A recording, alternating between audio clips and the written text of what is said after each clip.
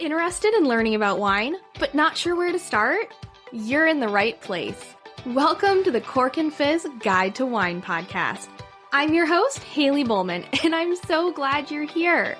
I'm a wine enthusiast turned wine educator and founder of the Seattle-based wine tasting business, Cork and Fizz. It is my goal to build your confidence in wine by making it approachable and lots of fun. You can expect to learn everything from how to describe your favorite wine to what to pair with dinner tonight, and so much more. Whether you're a casual wine sipper or a total cork dork like myself, this podcast is for you. So grab yourself a glass and let's dive in.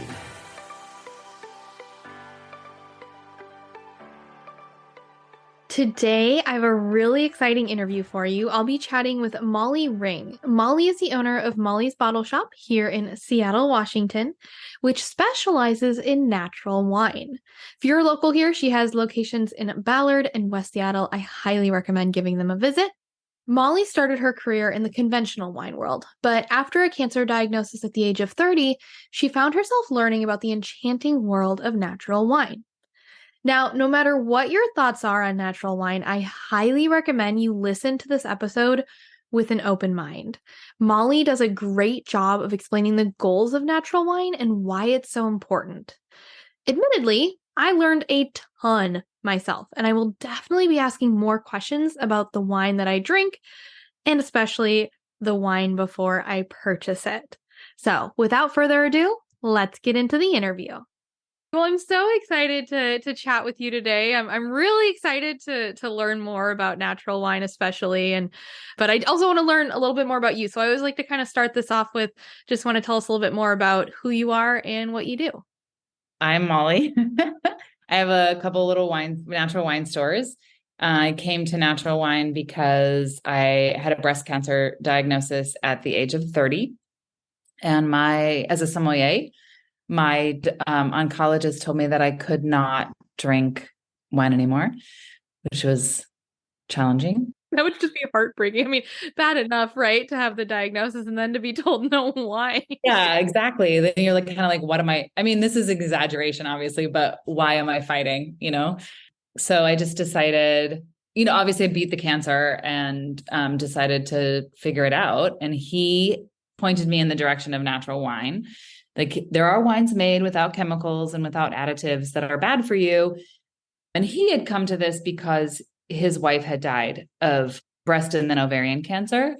And he had come to believe that what had caused her cancer was the chemicals in wine, because they drank wine and food too. Like, he was very, be vegetarian, make sure you eat organic stuff, blah, blah, blah. So I got divorced, cancer, it's an upheaval in your life. Got divorced, went to France, ended up in Paris, which sounds very bougie, but it was really literally like, if I'm going to die, I'm going to just go to France, because then I had a super aggressive kind. Anyway, I'm sitting in this cafe and I was crying, and the proprietor came out and said, why do you cry? And I said, I can't drink wine. And he ends up introducing me to natural wine. Is like, oh, you can buy wine that's made without chemicals. And this was in the early 2000s. So it just launched this journey for me that ends in me quitting the IT business, fully leaning into my somm life, fully leaning into the wine world, and trying to kind of change it from the inside out. So being a somm, for Ray's Boathouse here in Seattle, for Thomas Keller, for various restaurants all over the United States. And, fast forward, here I am having a natural wine store in Seattle. I love it. You already kind of hit on it. I was going to ask you what was it that got you into natural wine? And so it sounds like you were already into wine, and it was something later on that sparked the natural wine. Is there anything in particular that made you go into wine in the first place? I just loved it. I think it's one of those cool things that it changes all the time. It shouldn't be homogenous. And we talk about what is the vintage, or what is the grape, or, where it came from, and terroir. I just thought that was so cool. In IT, it's the same. It's zeros and ones, and you do the same thing over and over. It's very boring. I'm with you. I have a job in tech along with this, and I feel like they're Oh like yeah. the yin and the yang, you know? Yeah, totally. So yeah, I thought it was more fun. Just Yeah. kept more interesting. And the people were Yeah. so cool in being able to engage, you know, No, with I can't agree more. So I want to ask the question that I'm sure is the first question that anybody ever asks you if you're like, I have a natural wine shop, is essentially, and there's not really a great answer, but I'm curious your answer. What is natural wine? so the very short answer is the INAO, which is a French governing body, has defined natural wine. And so when I hear pushback that is, well, there's no definition, or there's lots of definitions, or a lot of the conventional wine world wants to push back on what is natural wine. And I just simply say, we as a wine industry have agreed the French rules are basically the rules for wine. Right. So we say it's confusing, but if you know that Alsace is a region in France, you know that they grow these certain grapes. We don't call champagne unless it comes from the Champagne region. We don't call it Bordeaux unless it comes from the Bordeaux region, Burgundy, et cetera, et cetera, et cetera. Right. So we can say, like in the Willamette Valley, we can say like Burgundy, but we don't call it Burgundy. So we have in an industry for decades and decades and decades established that the French rules are the rules of our industry. Well, the French government has defined natural wine. So literally it's in the books, it's in law, it's the law in France. So if we're saying that these rules exist and they're the valid rules, and why aren't we saying that their rules about natural wine aren't the rules? So their rules are, it has to be certified organic. It has to be less than 30 parts per million of sulfur added at bottling. It has to be indigenous yeast, obviously, no additives. So 0 in, 0 out, right? That's about it. I mean, I can send you a link for the actual rules are. And these were rules that were pretty hard fought for Wow. by a winemaker who was told to throw away all of his wine one year because it didn't meet St. Nicholas de Bourgogn's rules of the INAO and AOC. And he fought very hard to create these regulations. So along with a large group of people. So we abide by those rules at Molly's. I think those rules are established. They're known. The raw wine group led by Isabelle Legeron have their own rules, and they pretty much follow the same French government rules. They allow a little more sulfur, and they don't require certification for the organic side of things. And I would say we abide by that a lot as well. We're not dry farm. We don't test. We don't force these producers to test.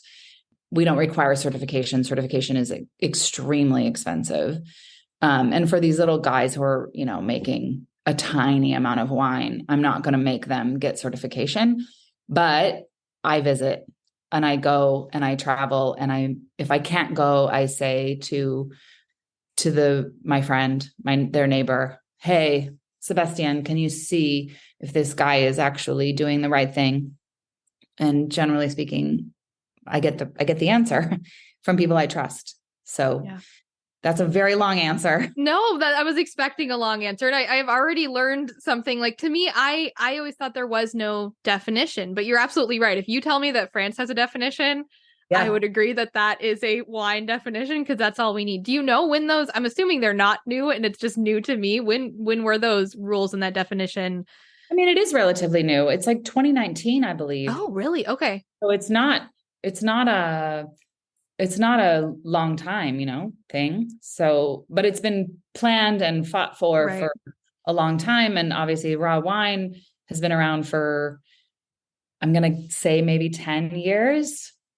You'll have to check. Sure. Yeah, no worries. I was just kind of curious, like the time frame and whatnot of when that definition has come up. So I want to dive a little bit into, I was reading your notes from a previous talk, and I feel like you did a really great job of explaining. So you mentioned organic. So a natural wine is, at least based on the French rules, it's certified organic. But what's the difference between, I feel like organic, biodynamic, and natural kind of get looped all together? Can you explain a little bit of the difference between those three? Yeah. So organic is they do allow a certain number of chemical additives in the vineyards. There's also no certification that I am aware of that translates or falls into the making of the wine. So it's how you grow something. I'm sure you've seen and been aware of all of the pushback on USDA organic certifications here in the United States. It's very similar in the EU. So that literally simply only applies to the growing of something. Pretty much similar to biodynamics. So, but biodynamics lean into the idea that our solar system, the moon cycles really play a part in how plants grow. And Rudolf Steiner is credited for being the father of biodynamics, but in reality, he just put it on paper. And in the end, he's not a good person, right? He hated Hitler, but he believed in the idea of white supremacy, and that's shit. And that's horrible, obviously. And he didn't invent it. He just put it pretty much as the Farmer's Almanac, which as a little kid, my mom believed in the Farmer's Almanac, which is true. I mean, as a woman, we know our cycles. If we're not on medication, our cycles really, really can be in tune with the moon. And we're all together, we get in tune with each other. That's literally plants. So when the moon is waning, plants and their energy come in and the roots go deep. When the moon is waxing, energy goes out toward the moon, and we don't want to prune at that point, because all the life force or sap, really, which is what Sure. life force is. Like, it sounds crazy and hokey, but life force is simply the sap, the energy of the plant, everything that creates life in a plant. There are things, luckily, I studied at UC Davis, and there's stomata, which is on the outside of every living thing, including our skin, mouths, they call it in Latin. It's our pores. It's a plant on any plant. It's little, if you really blew it up, it's a little tiny mouth that is taking in everything. And it takes that in and it puts it into the roots. It puts it into the fruit. So if you are spraying and you're killing those things, then how do you have something that's really, truly alive? You can't. So you have to then add pesticides and herbicides and fertilizers and all these things to try to make the plant, force the plant to produce fruit. And so biodynamics says, no, let's work with ecosystems so that we can work in the cycle of the moon and the sun, obviously. And that also still doesn't technically translate to the winery. Natural wine says that has to translate to the winery. And that's really, really simplified, but that's the short answer. So a natural wine could be like organic, or we've already said it's organically farmed, right? Or it even could follow the biodynamic process. But natural wine essentially takes that extra step to say, once you're in the winemaking and when you're in the winery, we care about what's being added or what you're doing to the wine. Yes. It's really the idea of terroir, natural wine. Sure. If yeast is part of the system, which it is, we all have it, right? It's, again, like, it's on our skin. It's natural yeast is everywhere. Kombucha, that's natural yeast that's created, right? It's feeding sugar, tea and sugars are feeding on the natural yeast in your environment. That's why my kombucha is different than your kombucha or sourdough starter or any of that. It's natural yeast. But what does that do? It shows that this place, my house, is different than your house. So that's terroir. Yeah, it's just an extension of where you're growing it and on the grapes. And I can see how the yeast connects to that, and what the yeast is different in each different spot. Yeah. And if you kill it, what do you have? You have, as Andrew Jefford said, an attenuate expression of a winemaker's ego, because they're forcing the grapes to do something that they want, not what the grapes want. A natural wine is what the grapes want. Sure. Okay. I definitely want to dig more into like about the winemaker and side of things. I want to get into a little bit about on the winemaking. I'm sure a lot of folks would be surprised to know, and this, when I first learned this, I was very surprised to know that there are over 70 approved ingredients that you can add to wine that don't have to be listed on the label. It's still astounds me that that is something that like we just simply don't put it on the label at all and tell you what's in the wine. So can you tell us a little bit more about these kind of chemicals and why it might be a good idea to ask about what's put into the wine besides the grape when you're buying or tasting wine? Sure. There's actually, I believe, and again, double check me and I can send you a link. There are over 100 allowed in the United States now, and just over 70 allowed in Europe. Most of those are yeast additives. So my standard response in the shop is not all of them are bad, but some are very bad. Some require a hazmat suit to put in or spray in the vineyard. But just talking about wine production, you have to put a hazmat suit on to add a sulfite substitute called Velcron. I don't want to imbibe anything that requires a hazmat suit.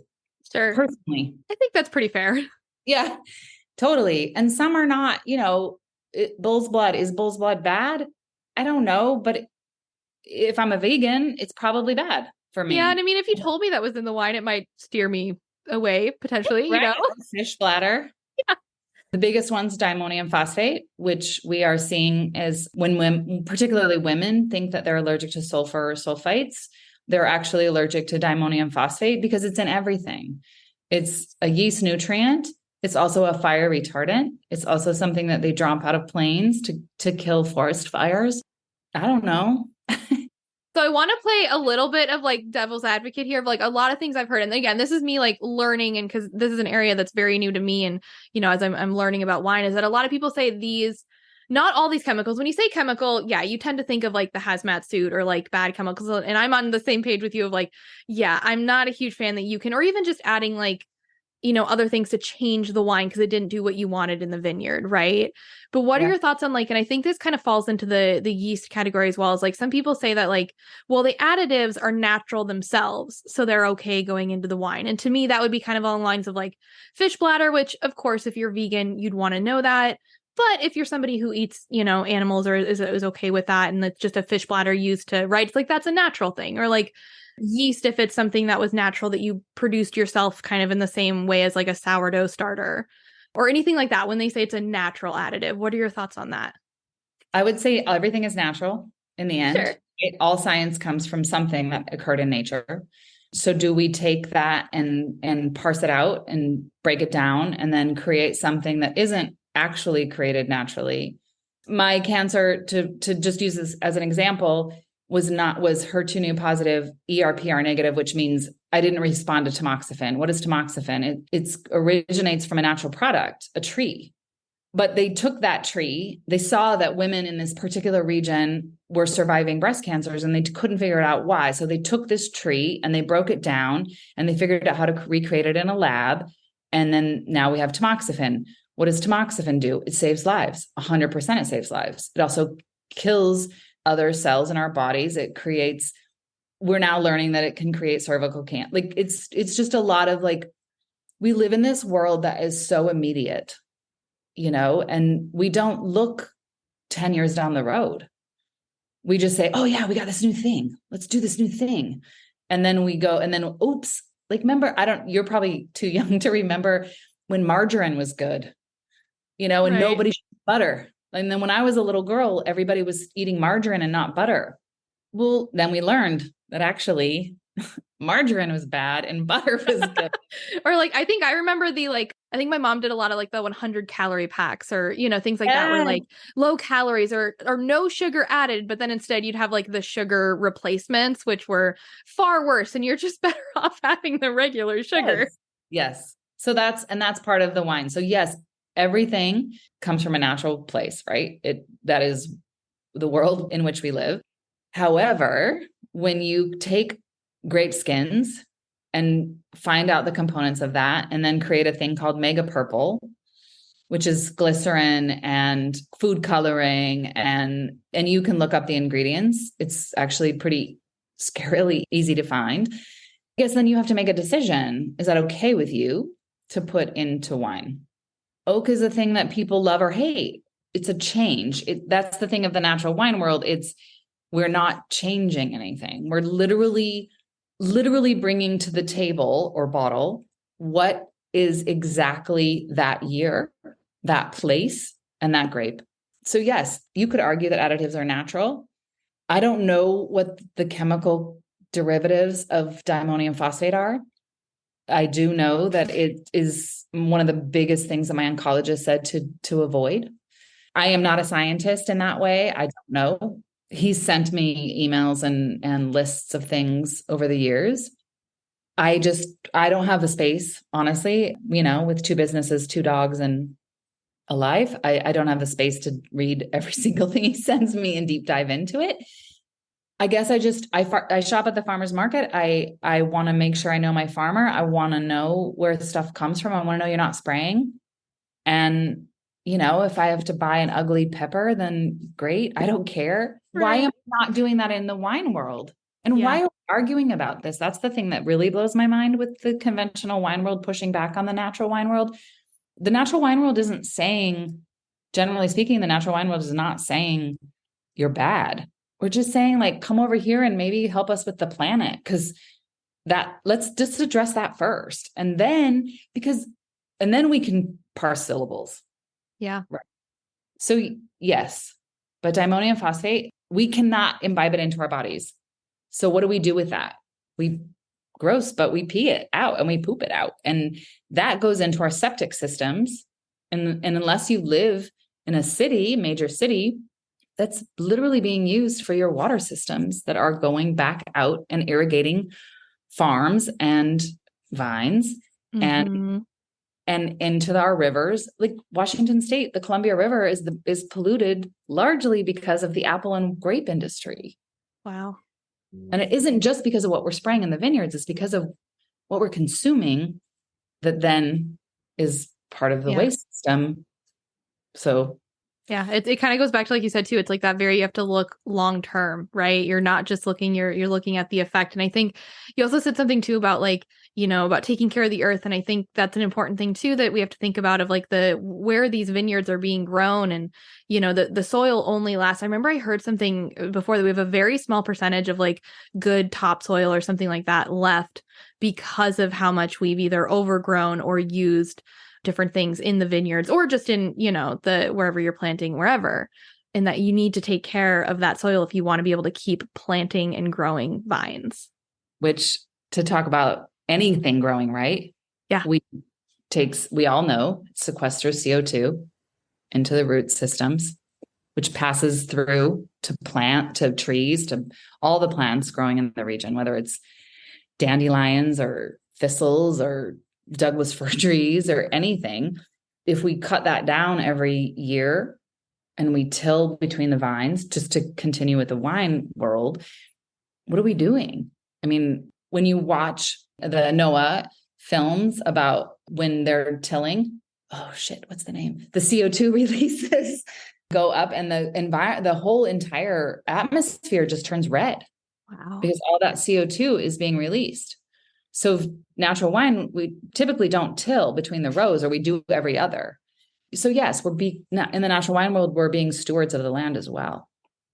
And also, I would say we're being community members because we are in a community of human beings that are, if we don't come together, we're going to be real fucked later on. Sorry. Nope. You got it right.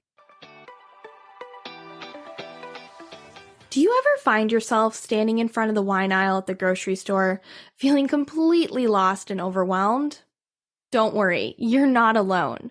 But what if I told you that I have a way to transform the wine aisle from overwhelming into an endless sea of joy and discovery?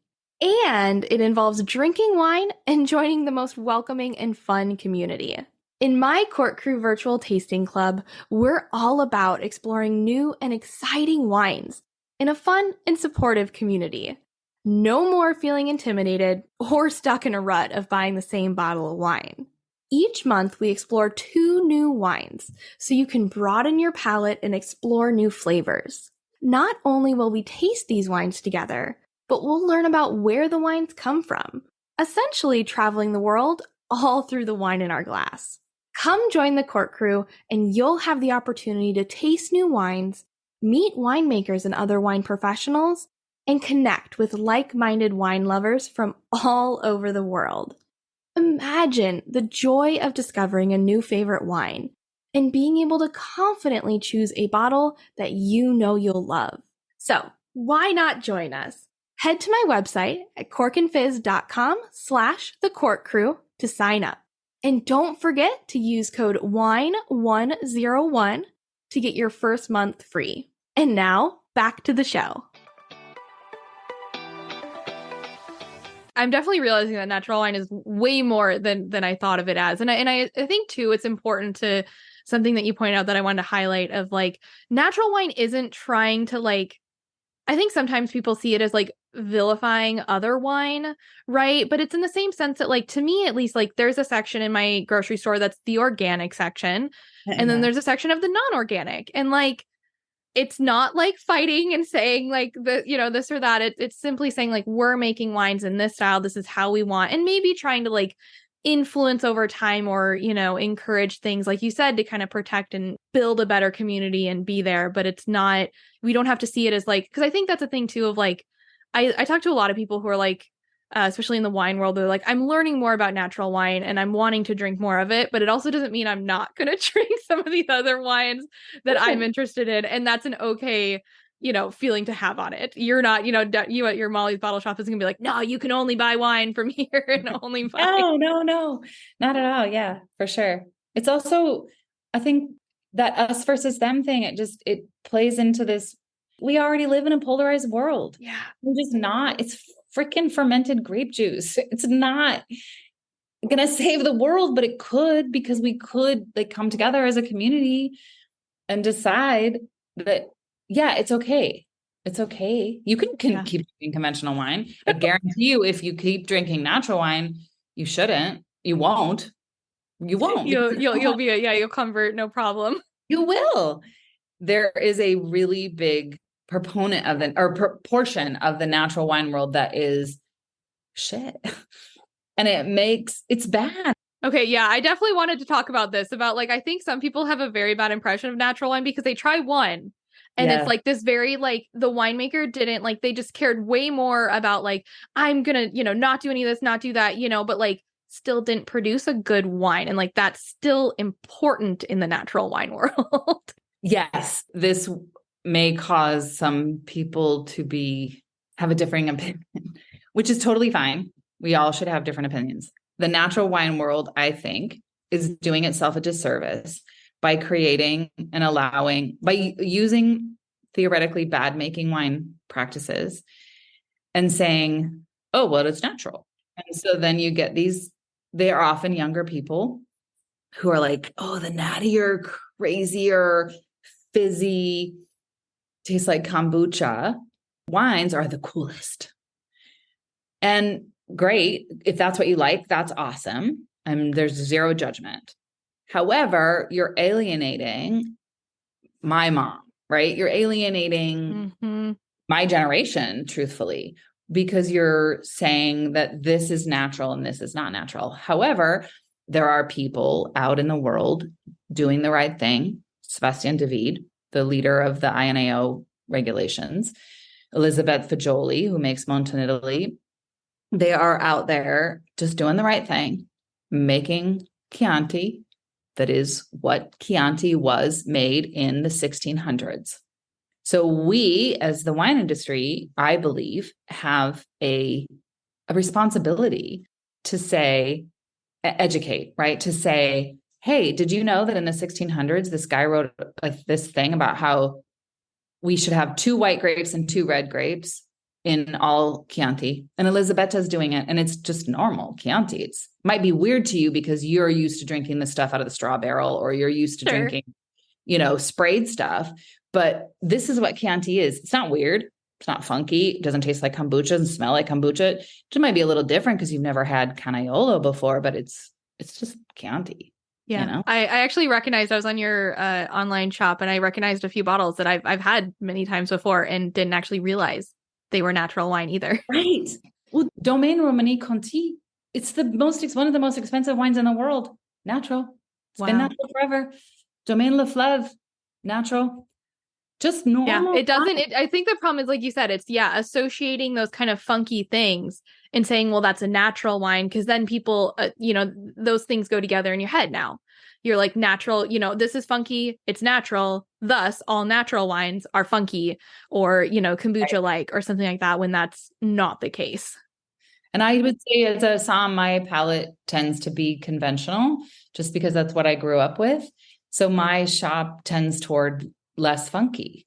And that I would say, I don't know if this is part of the conversation, but it also plays into the idea that the natural wine community is also theoretically, generally speaking, socially aware as well, right? Why do I travel and visit? Because I've been told that things are natural and I go and yes, they're doing it naturally, but they're treating their migrant workers like shit. They don't pay.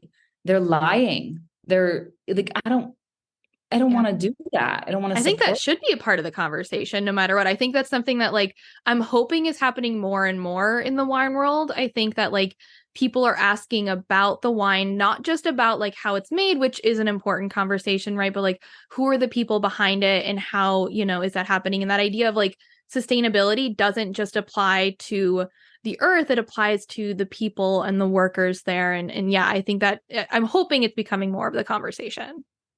I am too. And I think it is. I Yeah. really do. I see a lot of hope in all of that.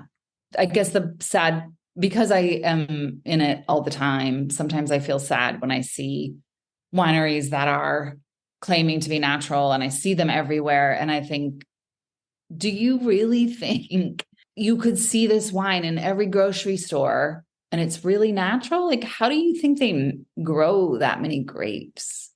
Oh, that's a good point, right? Yeah, you kind of like it's, but it's again, it's like that sometimes we just don't question or we're so used to, it's the Amazon lifestyle, right? I could right Yeah. now, if I wanted something, I could order it on Amazon, especially being in Seattle. I could literally get it probably today if I Yeah. wanted, Yeah. and just living that lifestyle. So I do, there's one other question that like I was thinking of, I wasn't sure if I should get to it, but I have always had this question. It's on the sulfites and the sulfur dioxide. And this is probably you're like, oh gosh, okay. No, not at all. No, no, no. This But is a I'm conversation we curious on your have. thoughts on this. My understanding of sulfur dioxide, it's added to the wine in order to stabilize it, in order for it to have longevity and to age. So this is kind of like, yeah, I know. That's why I want to ask this, like, yeah, that two-part question of like, how bad is it to add the sulfur dioxide to the wine? And then also, is it actually necessary for the longevity of the wine and for a wine to age? To answer the second question first, because that's easier. No, it's not required. We did not have sulfur dioxide in the 1600s. We did not have sulfur dioxide until mid 1900s in the capacity we have it today. Sure. And there are plenty of wines available today that are with zero sulfur, including a lot of Montanelli, DRC, Lefleve. So no, it's not necessary for aging. Very easy, short answer. Second and longer, there's two kinds, right? Chemical created sulfur dioxide created in a lab, sulfur dioxide created out of a volcano. So, and the sulfur dioxide created in a lab is a chemical derivative of sulfur dioxide created in a volcano. So it is, so I guess first of all, it's sprayed also after a rain. Typically people will spray it to prevent mildew because it is a preservative and it dries things out. When you are in a vineyard that is spraying, I personally sneeze and get congested and have a reaction that is very common for people with sulfur dioxide allergies. Sulfur dioxide can cause reactions in very small percentage of the population at 10 parts per million. Sulfites are naturally occurring in all fermentation. Your sauerkraut has more sulfites than a bottle of wine. Okay, that's where that's getting at. Because I've heard the thing about like, yeah, like, or like dried apricots have a lot of sulfites compared to wine. But dried apricots have actually sulfur dioxide added. If your dried apricot or dried fruit in any way looks colored, is it orange? Like that's my thing with customers. Is your dried apricot orange? That has way more sulfur dioxide added. So they sprinkle it or spray it, on those dried, like huge sheets of apricots that have been cut, or peaches or whatever, but apricots, because we all know that, right? So they have a machine that cuts them, and then they spray. They have another machine that just comes on and goes and sprays sulfur dioxide over the top of it, and they flip and they do it again. That's more than any bottle of wine you will ever buy, even if it's conventionally made. Okay. Yeah. That's my thing. Whenever anybody says sulfites cause headaches, I'm like, do you eat apricots? Yes, or dried totally. apricots? You're 100% right. And I say that too. I'm allergic to sulfur. I'm like, can you eat dried fruit? Sure. You're not. Okay. So the concern, it sounds like, so are sulfites ever added, or is it always sulfur dioxide that's added, and sulfites are the naturally produced during fermentation? I think the general world uses that as a same word. Sulfites are technically, scientifically, sulfites are naturally occurring in all fermentation. Sulfur, or SO2, is added. So the Romans burned sulfur candles in their barrels to sanitize. That isn't unknown. The Georgians, 8,000 plus years ago, burned sulfur candles in their amphoras to sanitize the amphora. This isn't new. This is very old, right? But it's a sanitizer and a preservative. They did not spray because they couldn't spray. Sure. Hadn't figured that one out yet. And the industry tends to be, we just say sulfites or sulfur, maybe because we don't know, maybe, I don't know why, but. I mean, honestly, I mixed them up all the time. I'd say both. Yeah. And lots of people do. Yeah. And then, of course, there's the natural wine world of saying zero sulfur is the only way it's natural, but added sulfur is not natural. Okay, so you did everything right. And then you added 2 parts or 10 parts, and now you're going to say it's not natural? Can we just get to saving the planet first, and then we can worry about that? Sure. So yeah, because that's the thing of in some natural and even the organic in EU, right? Because I think in the US, the organic, one of the problems is they allow 0 sulfites or sulfur dioxide added afterwards. And so in the natural world, it does allow, it sounded like it was 30 parts per million of sulfur dioxide added. 20 in the INAO, 70 for raw. Wow. Okay. So but also keep in comparison, in the conventional wine world, you can use, it has to be total. So then that's a whole conversation. There's a whole thing on my website you can look up.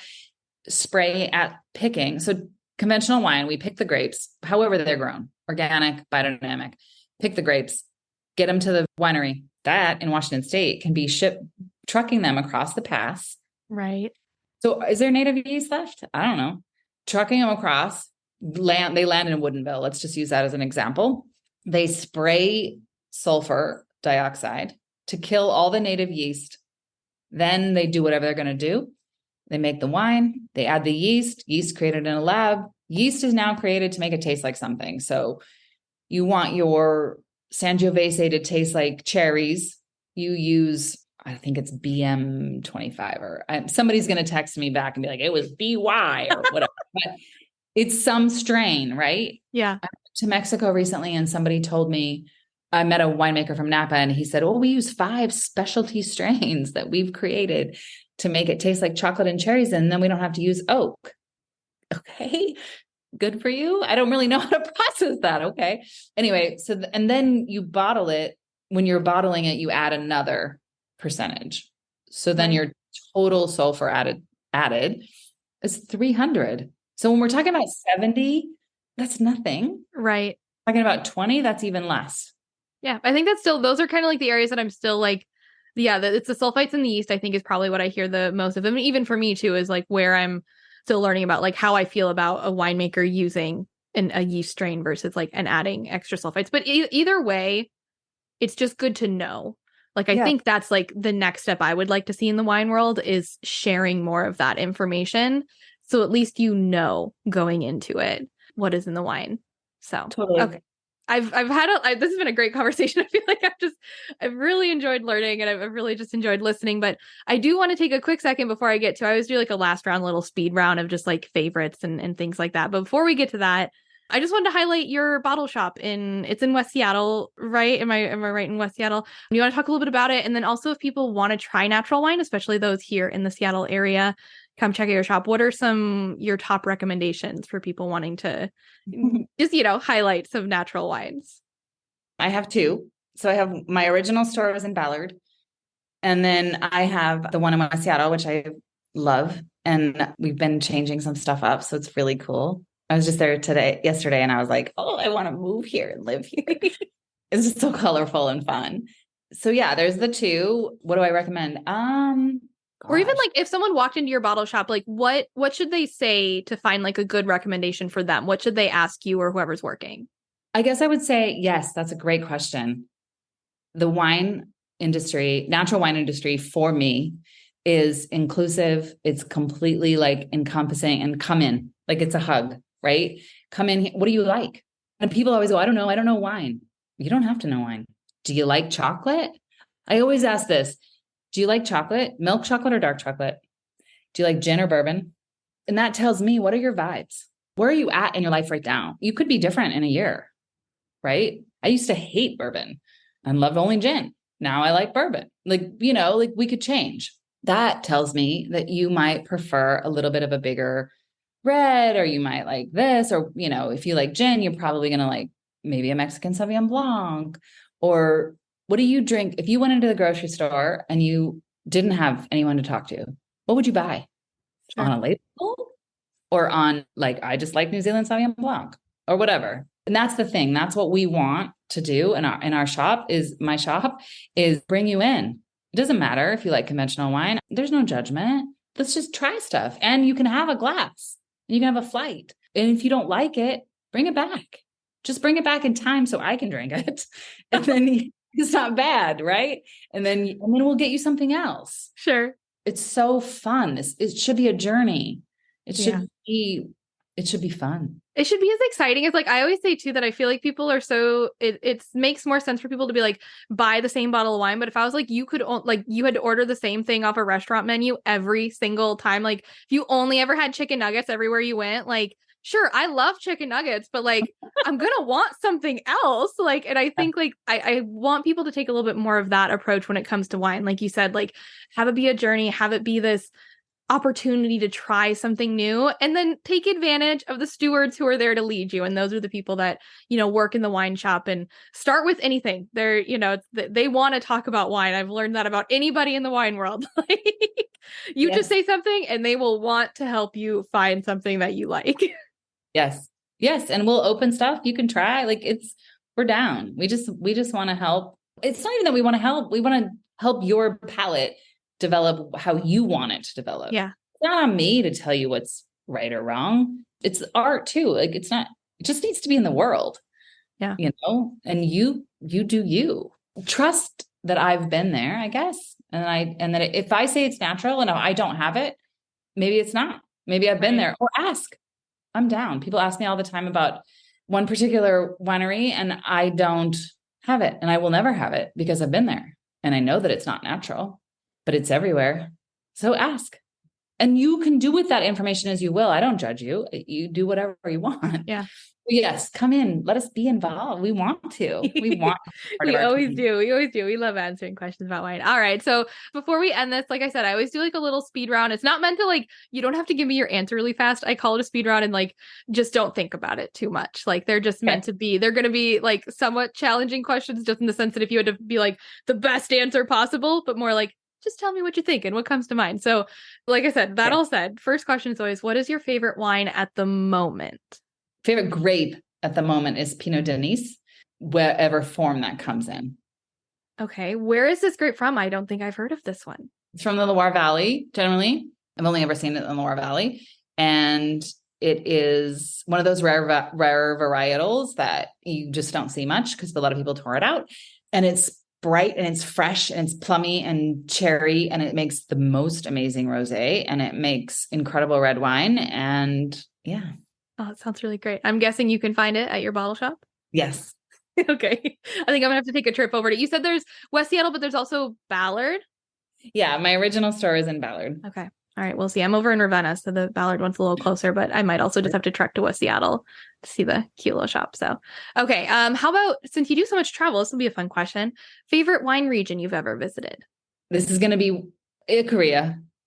is the short answer. It's very hard because it's very little wine, and they just got featured in that Blue Zone thing on Netflix. So I can't Yes. keep that wine in stock, but Icaria. Otherwise, I would say probably Sicily. Ah, yes. Okay. Good pick. I feel like somebody else has said that. So now I'm like, yeah, definitely got to take a trip there.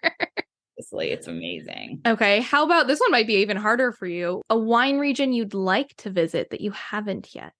Can I go back and say the other one is Slovenia Oh, sure. Absolutely. Another favorite wine region, which that's another spot someone's mentioned before too. Okay. Add Slovenia to that list. and Croatia that I haven't been that I want to go? Slovakia. I haven't been to Slovakia. Well, I briefly was in Slovakia, but I didn't see winery. I just like was on the highway. Hungary. I went to Hungary, but not long enough. I don't I think those are know. great answers already. Yeah. Slovakia, Hungary, those sound wonderful. At least, and it doesn't count. Like sometimes you can visit a region. Like I've been to Spain, but I didn't go to Spain when I was into wine. So it would be a very different trip, you know? Like it Yeah. doesn't quite Yes, that's a count. good point. Yes, that's a good point. I actually Okay. went to Hungary to visit wineries and they were amazing, but it was one. So That's anyway, not enough. That's not enough now. not enough. How about your favorite wine and food pairing? Also, just like at the moment, doesn't have to be like lifetime. Oh my gosh. Right now, if I can get some super natty, funky cheese, particularly from Harbison, or the one from Wisconsin that's also wrapped in tree bark, that I can't remember the name of, and Pinot Denise or champagne. Oh, Yes, yes. yeah. Okay, I love that answer. And last one, the best bottle of wine or style of wine that you'd recommend for somebody trying to stay under a budget, like under like $15. I would say that the conversation I have with people all the time, which is there's no such thing. If you're Interesting. caring about what the people are getting paid, the only way you get a wine under $15 is manipulation. I think that's a very good answer. It brings back to like, I was having a conversation with my husband the other day about like clothes and how like I'm so used to, I grew up like, you know, like a shirt costs like 20, $30 because I bought it from like Target or Kohl's or whatnot. And then learning more about like higher end clothes and like part of it is that sustainability and to be able to, you know, that price tag is on there because of everybody that, you know, put time into it. They need to Yep. get paid. And that's important to keep in mind for wine too. Yeah, totally. All right. Well, thank you so much for chatting with me. Is there anything else you want to share that I didn't get to? No, I can't wait to see you. Wonderful. Yes, I'll make the trek over sometime. We've got some friends in West Seattle. It'll be a perfect excuse to stop by the wine shop, grab something for them, and hang out for a little bit. So thank you again so much for joining. I had a wonderful, wonderful conversation. Thank you very much. So, what did you think of this episode? Did you learn something? I know I definitely did. I will be thinking a whole lot more about what Molly said about there not being bottles of wine under $15 that are made sustainably. From one angle, I couldn't agree more. She's right. If we think about the amount of time and effort and people's time and effort that goes into making a bottle of wine, it'd be pretty hard to put a $15 price tag on it. But at the same time, I want wine to be approachable, and not everyone can afford to spend $30+ on a bottle of wine. But then you go right back to the cost shouldn't come at the expense of workers' rights. So all that to say, I know I still encourage and I have a 15 wines under $15 guide. I don't think anybody should feel bad if that's where they're at buying wine. It's kind of the same idea of like, you know, no matter where you're at, like when you can spend more money on, you know, clothing, on things like that, making those sustainable choices is important. But it's also not a this or that, and there's no us versus them situation. It's just something to think about more. And let me know too if there is anything that came up during this natural wine conversation that you'd like to learn about more. I think natural wine is misunderstood, and even by myself. And so being able to learn more about it is really the best thing that you can do. So if you enjoyed this episode, I would so appreciate it if you could take a quick second, rate it, leave a review. And if you know a wine lover in your life that would enjoy it, please share it with them. It would mean the world to me. In next week's episode, I will be dispelling some of the most popular wine myths. Everything from the belief that screw caps are worse than corks, the idea that all wines improve with age, and so much more. Thanks again for listening, and if you want to learn more about wine, come follow me at Cork and Fizz on Instagram. And if you're interested in exploring new wines and joining an incredible community of wine lovers, be sure to sign up for my virtual tasting club, The Cork Crew. Use code WINE101 to get your first month absolutely free. Cheers!